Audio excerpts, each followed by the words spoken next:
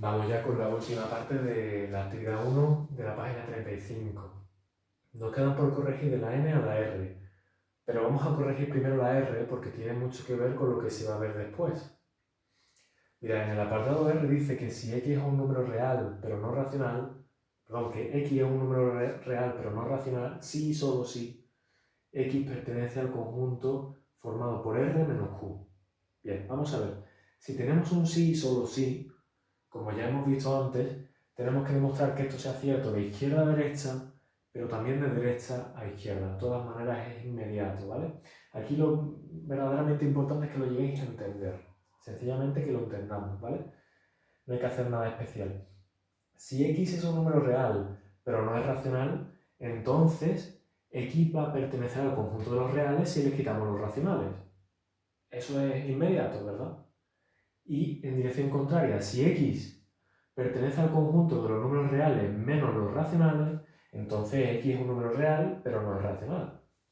Esto es sencillamente que el libro parece que nos está intentando marear un poco, ¿vale? Pero esto es que es inmediato.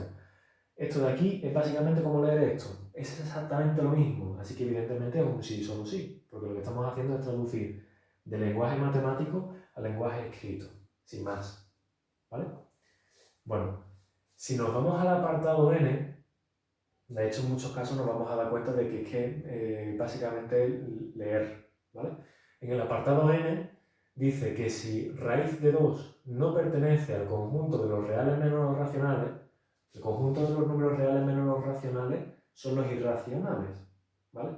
Los irracionales son aquellos números reales que no se pueden expresar como una fracción de números enteros. Por ejemplo, las raíces, ¿vale?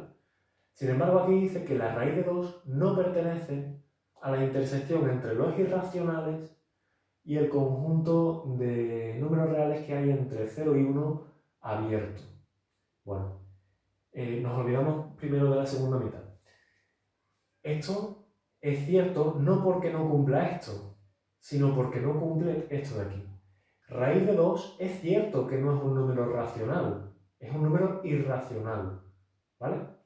Entonces, raíz de 2 en realidad sí que pertenece al conjunto de los números irracionales. Lo que pasa es que raíz de 2 no pertenece al conjunto de valores reales entre 0 y 1, porque raíz de 2 es 1,41, 42, etc. ¿Vale? Como ya sabéis, los números irracionales tienen infinitas cifras que no se repiten, infinitas cifras decimales. En este caso, raíz de 2 sí es un número irracional, pero no pertenece al conjunto entre 0 y 1. Como aquí lo que dice es que no pertenece a la intersección de estas dos cosas, es decir, no se cumplen a la vez las dos cosas, entonces es cierto.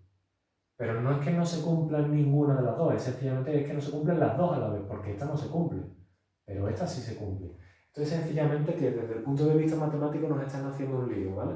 Pero realmente esto es todo de perogrullo. O sea, raíz de 2 es irracional, eso lo sabemos todos. Y raíz de 2 no pertenece al conjunto de los números entre 0 y 1. Eso es evidente porque está por encima de 1. Como la intersección implica que se tengan que cumplir las dos condiciones a la vez y esta no la cumple, entonces raíz de 2 no pertenece a esta intersección. ¿Vale? Y ahora nos olvidamos de la primera parte y nos fijamos en la segunda. Raíz de 2 partido por 2, que es 0,7071, sí está entre 0 y 1, ¿verdad? Y además de estar entre 0 y 1, como tenemos la raíz de 2, que es un número irracional le hagamos la operación que le hagamos a no ser que desaparezca la raíz del tirón, es decir, por ejemplo, raíz de 2 partido por raíz de 2, a no ser que hagamos eso, entonces va a seguir siendo irracional. Por tanto, raíz de 2 partido por 2, como no es una fracción de números enteros, porque este no es entero, entonces pertenece a los irracionales y como además está entre 0 y 1, pertenece también al conjunto entre 0 y 1. Por tanto, como esto es una intersección y cumple las dos condiciones a la vez, es decir, que es irracional y está entre 0 y 1, entonces esto de aquí es cierto, ¿vale? Seguimos con cosas que son evidentes pero que están escritas de forma un poco liosa. 0,5 es un número que pertenece, según dice aquí, a la intersección entre los irracionales y el conjunto que va de 0 a 1. ¿Esto es cierto? Bueno, pues 0,5 evidentemente sí que está dentro del conjunto 0 y 1, pero 0,5 no es un número irracional, porque 0,5 todos sabemos que es 1 partido por 2, ¿verdad? Y 1 partido por 2 es una fracción en la que tanto el numerador como el denominador son enteros. Por tanto, 0,5 entra dentro del conjunto de los números racionales. Y por tanto, esta afirmación de aquí ya no se cumple. Aquí dice que 0,5 pertenece a la vez al 0,1, al intervalo 0,1, que sí es cierto, y también al conjunto de los números irracionales, los reales menos los racionales. Esto no es cierto, porque 0,5 en realidad pertenece a este de aquí. Y si pertenece al conjunto de los números racionales, no puede pertenecer al conjunto de los irracionales, es decir, los reales menos los racionales. Son cosas contradictorias. Si este es el conjunto de los números reales, si estos de aquí son los racionales, entonces todos los demás son los irracionales. Y si estamos diciendo que estás dentro de este conjunto, entonces no puedes estar fuera de ese conjunto, ¿vale? O estás dentro o estás fuera. Pero no puedes estar dentro y fuera, y estás dentro. Así que esto de aquí no es cierto porque no cumple esta parte. Seguimos con el otro. El conjunto de los números irracionales intersectado con el intervalo de números reales entre 0 y 1 es el conjunto de los irracionales positivos menores que 1. Bueno, esto, de nuevo, es una forma de transcribir el lenguaje matemático al lenguaje escrito. Aquí no hay nada que demostrar. Es una traducción literal de lo que pone aquí. Esto es el conjunto de los números irracionales, porque a los reales les quitamos los racionales, por tanto, es el conjunto de los irracionales, y además están entre 0 y 1, por tanto tienen que ser positivos y además menores que 1. Así que evidentemente es cierto, pero porque es una transcripción literal entre el lenguaje matemático y escrito. De nuevo, esto es de esas cosas que nada más que tenéis que comprender, ¿de acuerdo? El apartado P.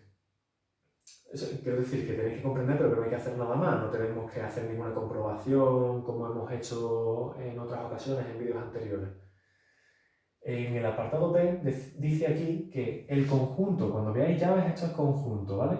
El conjunto de los elementos pertenecientes al conjunto de los números enteros, tales que, acordaos que esto es algo que hemos visto en clase, tales que x está entre menos 2 estricto, perdón, que es mayor estricto que menos 2 y menor o igual que 5. Bueno, aquí sí vamos a poder hacer una comprobación. Si x es un número entero, entonces estamos hablando de que x es 0, 1, menos 1, 2, menos 2, 3, menos 3, así hasta más infinito y hasta menos infinito, ¿verdad? Pero a la vez tiene que cumplirse que esos elementos tienen que estar entre menos 2 y 5, de tal forma que menos 2 se excluye y 5 se incluye. Entonces, si el conjunto de los números enteros fuera desde menos infinito, ¿vale? Vamos contando desde menos infinito, menos 5, seguimos por aquí, menos 4, menos 3, menos 2, menos 1, 0, 1, 2, 3, 4, 5. Y seguimos hasta más infinito, desde menos infinito hasta más infinito, estos son los números enteros. Si además les pedimos que esos números que son enteros cumplan, que se encuentren entre menos 2 excluidos, y 5 incluidos, entonces nos hemos quedado con esta parte de aquí. Estos de aquí los eliminamos, estos de aquí los eliminamos también. Entonces los números que nos quedan son desde menos 1 hasta 5, de 1 en 1. Desde menos 1 hasta 5, de 1 en 1. Por tanto, esta afirmación de aquí es la misma. Esto de aquí es igual a esto de aquí. ¿Comprendemos? Bueno, espero que sí. Y si no, ya me lo preguntáis en clase, ¿vale? Como todos los demás.